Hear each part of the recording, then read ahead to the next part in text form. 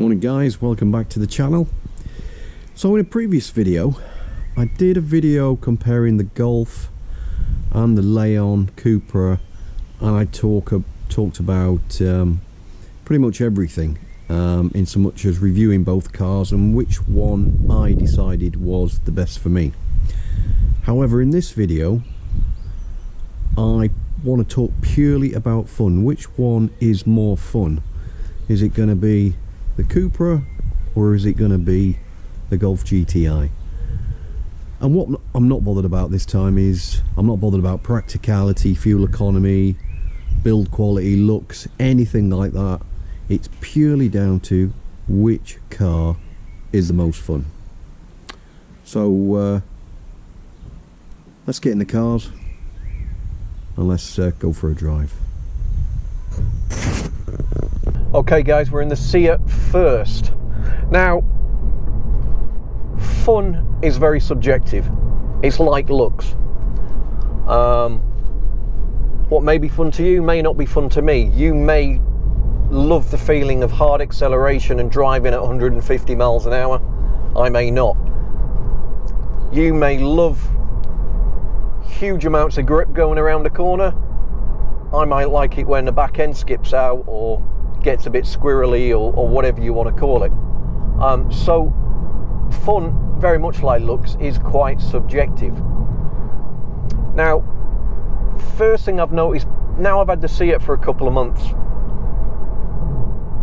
the seat is really quite low, and I've tried putting both the Seat and the Golf down to its lowest setting, and the Seat definitely sits lower in the car than what the Golf does, and that's a good thing, because it's far better to feel like you're sitting in the car rather than on it, and again that adds a bit of element to the fun. Now, what I'm going to do for the sake of this video is I'm going to put it in Cupra mode, which straight away puts it in sports in the gearbox, and it tightens everything up, and you can feel the suspension getting harder. I can feel the steering weight has got a lot harder. The noise has got considerably louder, and it's a good noise as well. And I think noise is very important when we're talking about fun. I mean, at the end of the day, when we're young, you know, we all put cherry bomb exhausts on our cars and, you know, put aftermarket exhausts on and straight pipe cars and all the rest of it. So, you know, noise is a big element of it. And the noise in this does sound very, very good. One thing obviously about this car, which some will argue will detract from the fun or maybe even add from it, depending on how you see it, is the fact that this has got the DSG gearbox. Now, be under no illusion, around a racetrack this DSG will be far faster than a manual, and the way it goes up and down the box is so fast it's seamless. I mean, you can't feel it. Obviously you don't get the interaction that you do with a manual gearbox.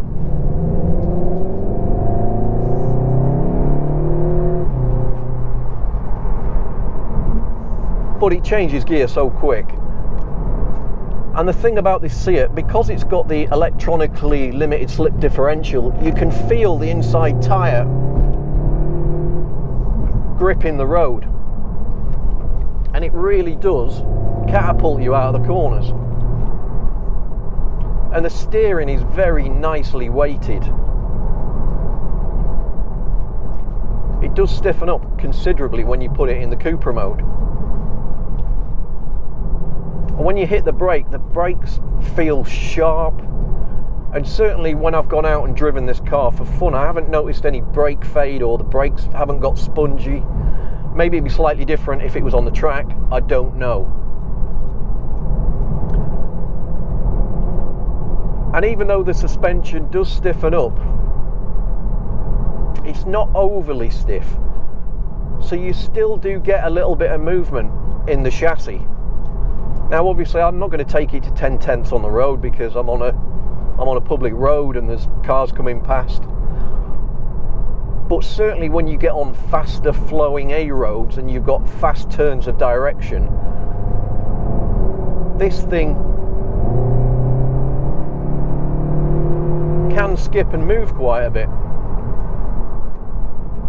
Still don't like the feel of the paddle shift though. It's a real off-putter, and it does detract a little bit from the fun. One thing I will say for Seat though is they've really done their best at turning a family hatchback into a fun hot hatchback. And I think maybe, yes, all right, they've maybe compromised a few things,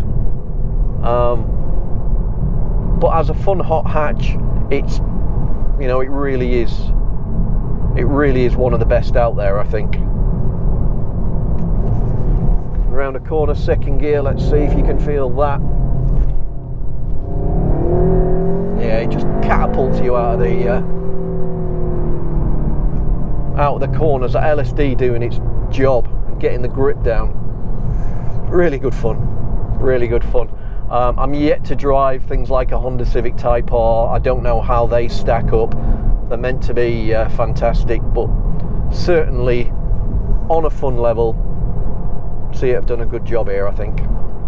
So let's jump in the Golf and let's see how that compares. Okay, so in the Golf, so let's find out if the Golf can be more fun than the Cupra. Well, if I'm going to be honest, I can pretty much tell you what the answer is straight away. I've driven both of these cars considerably, and driving them down these back roads, the same roads that I've just driven the Cupra down, it doesn't feel as engaging a drive as the Cupra. Definitely not. One thing I will say is I do prefer the steering wheel on the Golf. It just feels better in your hands. And also as well, the seats on this Golf, the upper bolsters here, they do seem to hug me a little bit better than the Cupra. Maybe it's just my size, but they do seem to fit me very, very good. So I will give that to the Golf. In that respect, it is good. But one thing I mentioned in the Seat, where you sat quite low in the Seat, yeah, there's no doubt about it, you definitely sat higher in the Golf than what you are in the Seat. You do feel as though you're driving more on the car in the Golf than what you are in the Seat. But if I give it a bit of a squirt down these back, obviously the acceleration isn't as good, but you would expect that from a car with, you know, 60 horsepower less, so that's not really any surprise.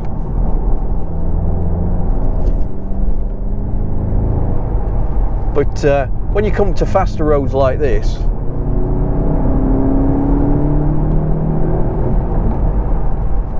yeah, it goes well. It does go well for a car with so little horsepower, but it just doesn't feel very exciting. I don't know what it is with a Golf. It just doesn't feel very exciting. And that's something telling me maybe I'm a little bit too close to the car in front. I don't know. But coming up to this sharp corner now, where I can wait till this van goes and then maybe give it a boot out and see how the front end holds up traction wise. Yeah, the traction's good. The traction is good, and at the sort of speeds you go down these B roads, this hasn't got a limited slip diff in this one. The performance package one does, but this doesn't make a huge amount of difference. I wish I could tell more, but I've got a Asda delivery van in front of me. But I still can't get away from that noise. The noise of this car is, God, it's annoying. I've got the car set in sport mode, and there's definitely a difference when it comes to steering weight from normal mode to sport mode as it is in this Golf. It definitely stiffens up the steering a little bit more, I haven't really felt the difference in the accelerator pedal. Doesn't really feel any more responsive. There is more noise, but you know, less said about that the better, because it's not a good noise. Now, obviously one of the main differences between the two cars is the Seat's got the DSG box, where this has got the manual box.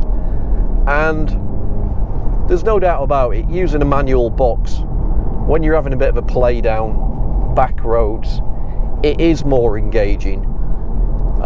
There is more interaction with the car, and it's not a bad manual gearbox. It's relatively smooth, feels alright. It's not the smoothest in the world, but it does feel alright. The problem with this Golf is, and I can't put my finger on it, it just doesn't feel very exciting to drive. And at no point since I've had the Cupra, the Clio 200 and this, have I ever wanted to get in this car and drive it just for fun. Now, people talk about German engineering and German efficiency, and I've never really got it before, but with this it's almost too efficient. I don't know. The Cupra, maybe because the Cupra isn't as well built, it just feels more raw and you feel more connected to the road. Where this, it just feels it's so well built and so well engineered, it's almost like they've engineered the fun out of it. And I know a lot of automotive journalists have raved about this car and said it's a return to form for the Golf. You know, I've driven a Golf GTI Mark 1 and a Mark 2, and you know, purely on a fun factor, this it's not a, it just can't touch them. You know, it really can't. It's just, this is missing something. The Cupra feels like a hot hatch that they've engineered to make a really good hot hatchback and as fun as possible. This, they've taken a hatchback, they've turned it into a hot hatch, but they've missed this element of fun out of it. That, I don't know, it's missing something. It's a little bit disappointing, if I'm honest. It's a great all-round car, and if you put a DSG box on this, you could use it as a daily driver and be more than happy with it, because you know, there is a little bit of fun, but just not a huge amount. But as a daily driver, it would be great. But quite frankly, today, that's not what I'm here to find out. I'm here to find out which is more fun, the Seat or the Golf. And quite frankly, purely from a fun point of view, even though it's got a manual gearbox, this just doesn't come close. Now, any Golf GTI fanboys there will probably be writing things in the comments now and saying I don't know what I'm talking about, but I think it goes back to what I originally said about fun being subjective. What may be fun to you isn't fun to me. A lot of people find this car fun. To me, I just find it a bit grey and a bit boring when it comes to fun. It does nothing badly, but it just does nothing great either. So the winner of this test, and I would say personally by a considerable margin, even having the automatic box, is a Cupra 290. Now, I'm sure if you watch this, you'll leave your comments down below, tell me whether I'm right or wrong. Usual bump, like, subscribe, all that sort of good stuff, and I will see you on the next video. Thanks for watching.